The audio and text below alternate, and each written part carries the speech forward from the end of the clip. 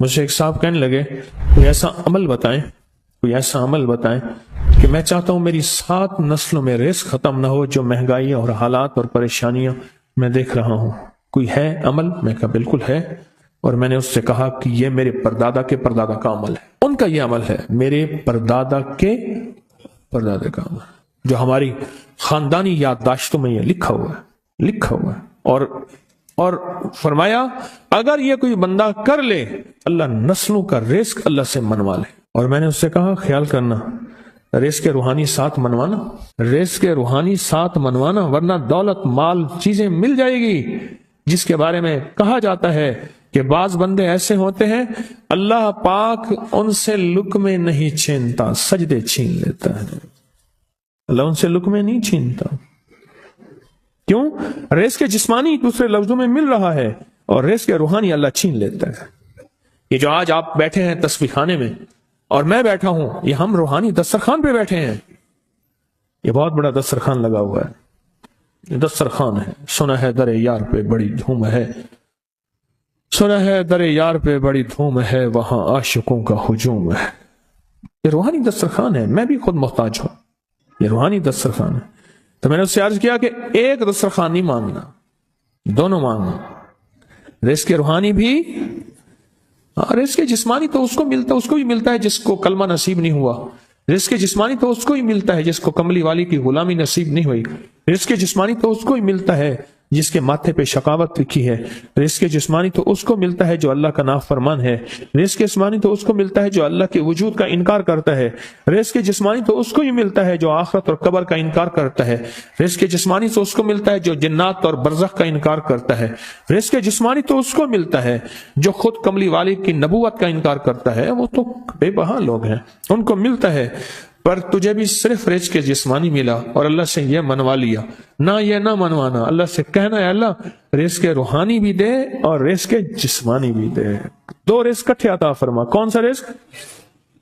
رزق اور رزق جسمانی بھی دے۔ کہیں ایسا نہ ہو کہ میری نسلوں میں صرف مال دولت اور چیزیں ہوں اور تیرا نام اور تیرے حبیب کا نام نہ ہو، تیرا نام اور تیرے کملی والے کا نام نہ ہو، تیرا نام اور تیرے دوستوں کا نام نہ ہو، تیرا نام اور تیری آل و اصحاب کا نام نہ ہو۔ کہیں ایسا نہ ہو میں محروم ہو جاؤں، مجھے آل اور محمد اور آل محمد اور اصحاب محمد کی نسبتیں یہ بھی ساتھ عطا کیے رکھ۔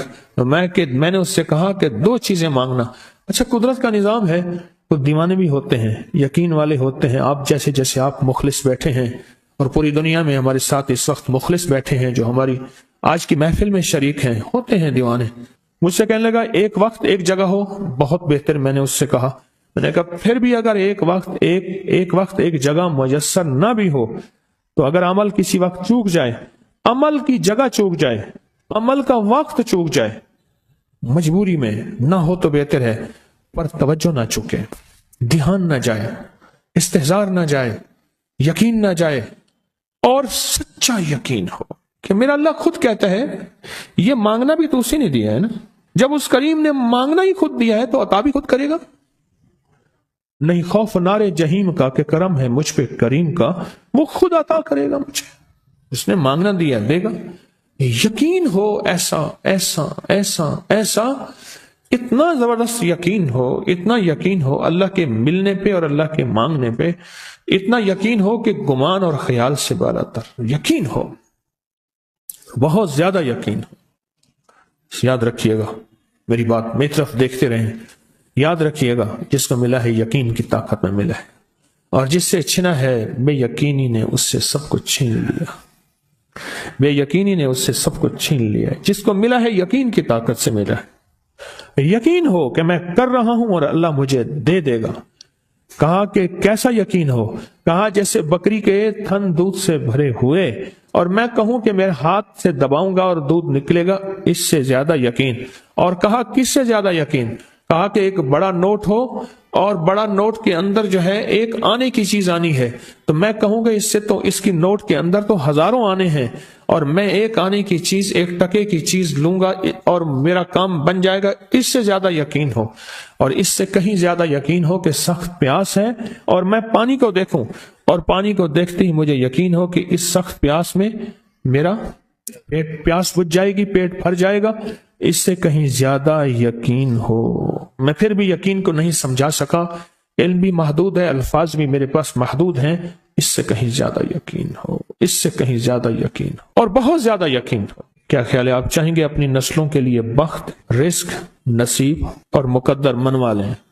میں نے کہا روزانہ 40 منٹ بیٹھ، 40 منٹ صبح دوپہر شام، جو تیری تنہائی کا وقت ہو، کہ یا اللہ دنیا میں ایسی جگہ کوئی کہیں ہوتی، اکیلے بیٹھے رہتے یاد تیری دل نشی ہوتی، اکیلے بیٹھے رہتے یاد تیری دل نشی ہوتی، اور بس صرف ایک بار سورۃ فاتحہ پڑھ، اور اس کے بعد ایاک نعبد و ایاک نستعین کو دوہرا۔ تو میں نے اس سے عرض کیا کہ بس اس کو وجدان سے پڑھو، ایسے پڑھ کے رونگٹے کھڑے ہو جائیں، آنسو بہنے لگ جائیں، دل کے اندر کا درد اور دل کا اندر کا غم اور اللہ کے سامنے حاضری، استحضار، اور یہ کیفیتیں تیری ہوں کہ بس اس کے علاوہ کوئی مجھے یاد نہ رہے۔ اس درد سے پڑھو 40 منٹ۔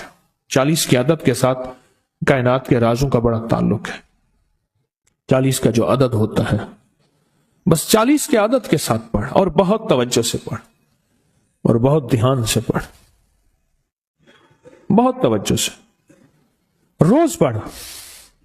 مجھ سے کہنے لگا کتنے دن پڑھوں؟ تو میں نے اس سے کہا مجھ سے یہ دن نہ پوچھ، تیرا دل خود بولے گا